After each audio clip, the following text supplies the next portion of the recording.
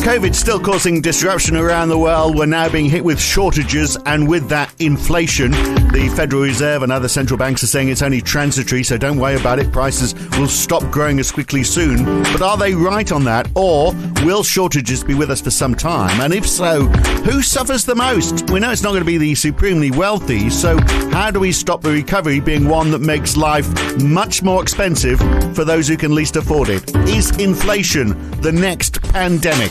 That's today on the Debunking Economics podcast with Professor Steve Keen. I'm Phil Dobbie. Welcome along. Well, COVID is taking a long time to go away, isn't it? Around the world, there's still 500,000 new cases a day. They're just the ones that we know about, of course. You know, there'll be a lot in Africa and other parts of the world that we don't know about. There's almost 10 million active cases that we do know about in the United States. So 1 in 30 people in the United States right now have it. Now, the vaccine does seem to be helping. Somewhere around 150 people a day are dying from it in the UK. Back in January, before we all had the vaccine, that number was around 1,800. So that's a hell of a difference. But still, 1.3 million people are infected in the UK. That is 70% of that January peak. So it's still around. So even with the infections and the vaccinations, people are still getting sick. And in America, well over 8 million people out of work compared with 5 million before the pandemic. So 3 million to go before they get back to where they were. And yet, you know, they probably would have thought 5 million unemployed wasn't a staggering figure anyway. And yet central banks are making noises about getting back to normal, easing off quantitative easing, lifting interest rates. Not immediately in most cases, but they are talking about their roadmap. In New Zealand, they are about to lift interest rates. The Norges Bank in Norway has lifted interest rates. So, Steve, at the last meeting, the Bank of England made noises about lifting rates because they were worried about inflation. But we all know why prices are rising in the United Kingdom. I mean, are they living on a different planet? Yeah, planet neoclassical. That's the problem. It's been interesting to watch Danny Blanchflower, actually. If you ever watched, read Danny Blanchflower's stuff on Twitter, he was a member of the Monetary Policy Committee. And I'm not sure of Danny's actual intellectual background. He's clearly an economist, but he is not slaven to the mainstream way of thinking. And he just rubbishes Mervyn King and everybody else on the committee, I think with one exception, having their heads in the textbook clouds rather than their feet on the real world ground. And in 2008, putting up interest rates because they thought there was they had to restrain runaway inflation.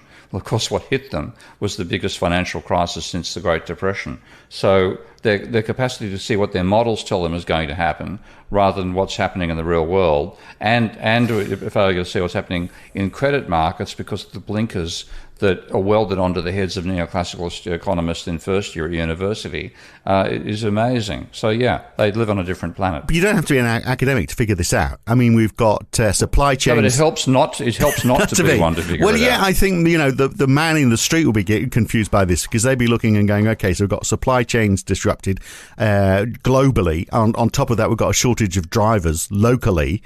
So we are actually seeing food disappearing from shelves. It's certainly pushing up food prices. Then we've got food not being picked because we've not got enough itinerant workers because of people like you, Steve Keen, arguing that we should leave leave Europe. Then we've got energy. I'm always going to dig that one in. Then we've got how's it working out for you, by the way? Then we've got energy prices rising. Pretty well over into Thailand. Yeah. Exactly. If you're not in this country, absolutely. Energy prices rising, of course, astronomically. Tax rises to come. We've got the IR35 rules, so self-employed workers basically broadly now pay the same income tax and national insurance contributions, which is in effect a price hike for a wage cut, I should say, for those people who are not directly employed.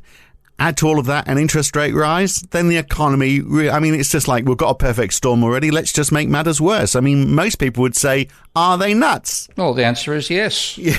So is it that? Or because, as you know, I also do a podcast every day for the National Australia Bank, the NAB Morning Call, and I talk to analysts from the bank.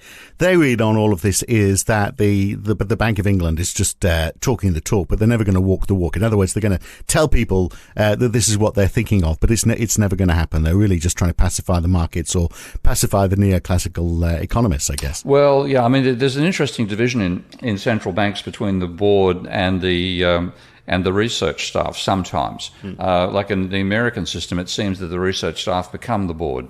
You get people like Ben Bernanke, who's a professor of economics and he writes, still today, I don't know if he's still publishing, but he writes one of the leading textbooks, becomes the chairman of the Federal Reserve. Greenspan was actually an exception on that front. He was, a Wall Street speculator, not an academic. But Yellen is another person who was an academic. So in America, the academics get to run the show.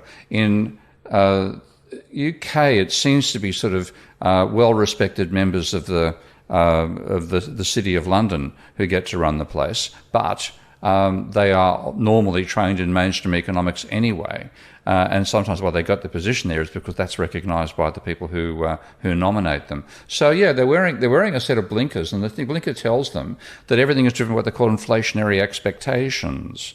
And they say, there's going to be a rise in expectations of inflation, and that will cause a rise in inflation. So we have to put up interest rates twice as fast as the expectations are rising, and that'll push them back the other direction. Right, irrespective of what's actually happening right now. But I guess the people are looking at all of those things and would be saying, prices have gone up, prices are going to go up even more. And so what they're saying, well, okay, if you've got that, I mean, I could sort of half understand the logic. If you've got a whole load of people saying, well, look, prices are bad, but they're going to get worse. And they go, well, I tell you what, we're going to stop them getting worse because we're going to tell you that we're going to do this. And that will keep prices subdued. Then people might go, oh, well, that's not so bad then. And then maybe they don't have to actually lift rates. That would be, I've heard this argument before. Just the threat that they're going to do it makes people lower their expectations for inflation. Therefore, that doesn't happen. I mean, it's a twisted logic, but you could sort of like behaviourally, you could see that sort of thing happen. That's what they're doing. But I mean, again, when you look at all this stuff, you've got to go back to Milton bloody Friedman and the original paper he wrote called The Optimum Quantity of Money back in, I think, in 1953. And essential part of that argument was that you would have inflation with absolutely no change. It'd be in equilibrium with inflation. And the idea was that it like normally you think inflation is actual prices rising, and people look at actual prices and then they realise there's inflation, and then you are in a non-equilibrium position, and then the inflation pushes you back into equilibrium again. That's the sort of way that neoclassicals used to think before Friedman turned up. And what he did in this paper is say, well, just imagine there's a helicopter flying over the country. And if you start with 1,000, literally 1,001 dollar notes, okay? I'll use £1, but $1,000, £1, whatever, flying over the country. There's 1,000 pounds in circulation, which are notes labelled "this is $1" each, 1,000 of them, and then one day a helicopter flies over the country and drops another 1,000 notes. Now, the point you left out of the logic, well, it would have to be a Federal Reserve or a Bank of England helicopter, because if they dropped over the country, they'd be forgery. But his point was, if that kept on happening, then you start to assume it was going to keep on happening, and therefore you'd devalue. You'd assume money's worth less. Yeah, people grab them, pick them up initially, think there's been an increase in demand because there are more pieces of paper flowing around, but ultimately return to the original full employment equilibrium. And this is the nonsense thing in thinking. He presumes that Keynesian-style policies, which is what he's attacking in this paper, are trying to drive the employment rate below the market equilibrium, where the market equilibrium is actually an optimum. So we're not talking, thinking in terms of Great Depression, 30% of the workforce out of a job, which is where Keynesian policies actually began. And only a lunatic, his name, by the way, is Finn Kitteland and Edward Prescott. Only lunatics would think that was an equilibrium situation. And therefore you're well and truly away from where with much higher unemployment than the market would give if the market was functioning properly. And then you therefore boost demand to get you to the point where the unemployment falls. That's the world of the actual way in which situation in which Keynes's ideas became the mainstream. But he just says, let's assume we're in full employment. And then the government tries to give us over full employment.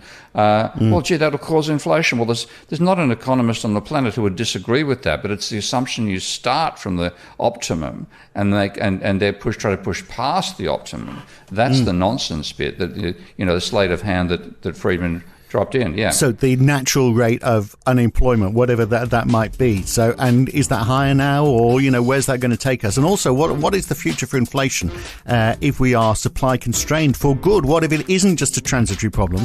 We'll look at all of that in the full version of this podcast. To hear that, you need to subscribe at debunkingeconomics.com, or you become a supporter of Steve Keen on Patreon. Go to patreon.com/Prof Steve Keen to hear this podcast and all the others in full. Next time, we're back again with another one looking at Steve's run for the Senate in Australia. Join us for that one next time on the Debunking Economics podcast. Thanks for listening.